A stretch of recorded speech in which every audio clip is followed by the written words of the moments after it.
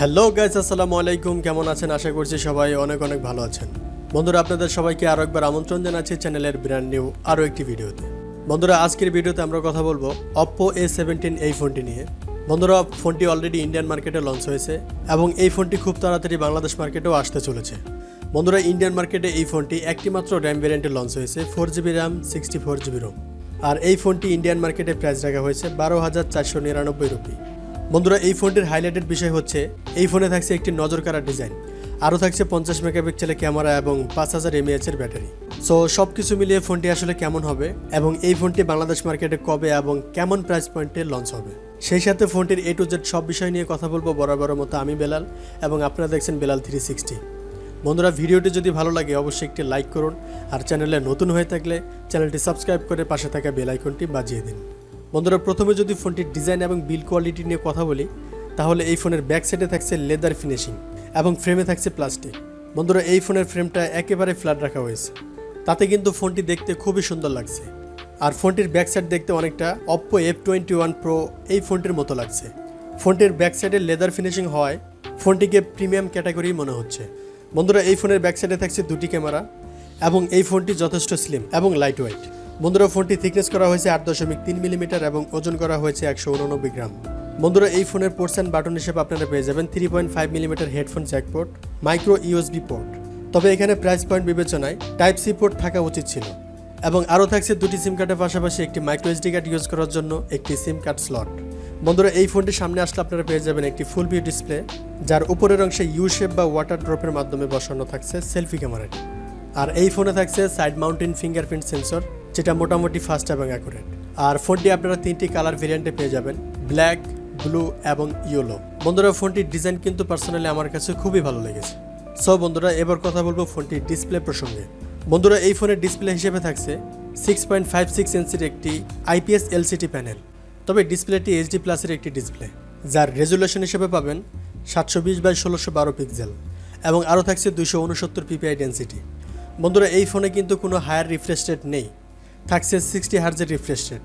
এইটা কিন্তু একেবারেই ঠিক হয়নি, কারণ 60 হার্জ রিফ্রেশ রেট হওয়ার কারণে ডিসপ্লেতে টাচ রেসপন্স তেমন একটা ভালো পাবেন না।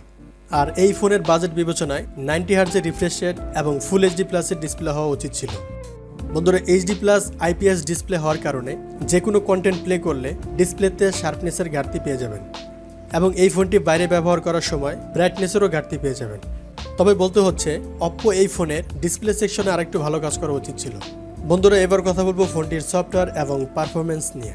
বন্ধুরা, এই ফোনে ব্যবহার করা হয়েছে Android 12, যার ব্যাকএন্ডে থাকছে ColorOS 12.1 এবং চিপসেট হিসেবে থাকছে MediaTek Helio G35, যা একটি 4G চিপসেট। আর এই চিপসেটটি মূলত 12 ন্যানোমিটার আর্কিটেকচারে তৈরি করা একটি অক্টাকোর প্রসেসর, এবং ফোনটির GPU হিসেবে থাকছে PowerVR GE8320।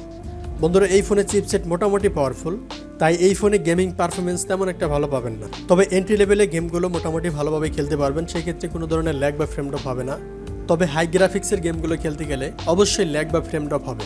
তবে বন্ধুরা, এই ফোন দিয়ে কিন্তু আপনারা মাল্টিটাস্কিং বা ভিডিও এডিটিংয়ের মতো কাজগুলো খুব ভালোভাবে করে নিতে পারবেন, কারণ এই ফোনে থাকছে ColorOS 12.1।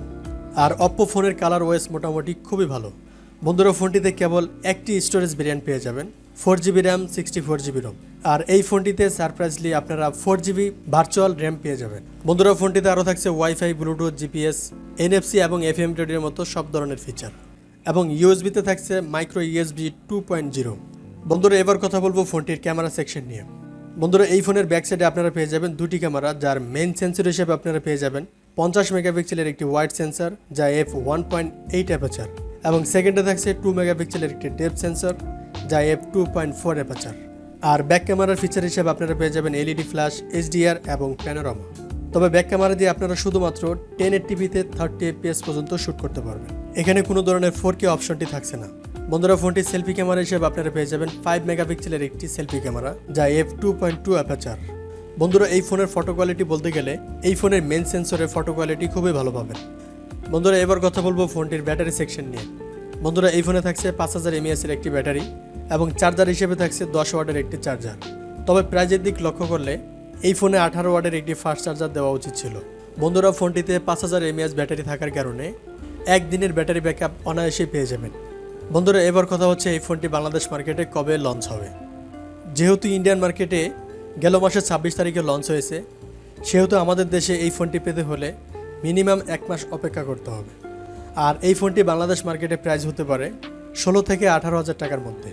বন্ধুরা এবার কথা হচ্ছে এই ফোনটি এইরকম বাজেট পয়েন্টে কেনা ঠিক হবে কি না। বন্ধুরা এই ফোনে থাকছে একটি প্রিমিয়াম ক্যাটাগরির ডিজাইন, ক্যামেরা এবং ব্যাটারি সেকশনও মোটামুটি ভালো, তবে পারফরমেন্স সেকশন এবং ডিসপ্লে সেকশন কিছুটা নর্মাল, তবে সেটা কোনো ব্যাপার না। বন্ধুরা আপনি যদি একটি প্রিমিয়াম ক্যাটাগরির ডিজাইন এবং ভালো মানের ক্যামেরা ফোন চান, তাহলে এই ফোনের জন্য আপনাকে অপেক্ষা করতে হবে। আর গেমিং করার জন্য যদি একটি ফোন কিনতে চান, সেক্ষেত্রে এই ফোনটি একদম কেনা উচিত হবে না। বন্ধুরা আজকের ভিডিও এই পর্যন্তই, দেখা হবে পরবর্তী কোনো ভিডিওতে, সে পর্যন্ত ভালো থাকবেন। আর ভিডিওটি যদি ভালো লাগে অবশ্যই একটি লাইক করুন, আর চ্যানেলে নতুন হয়ে থাকলে চ্যানেলটি সাবস্ক্রাইব করে পাশে থাকা বেল আইকনটি বাজিয়ে দিন। আর যারা অলরেডি সাবস্ক্রাইব করেছেন তাদেরকে অসংখ্য ধন্যবাদ। আল্লাহ হাফেজ।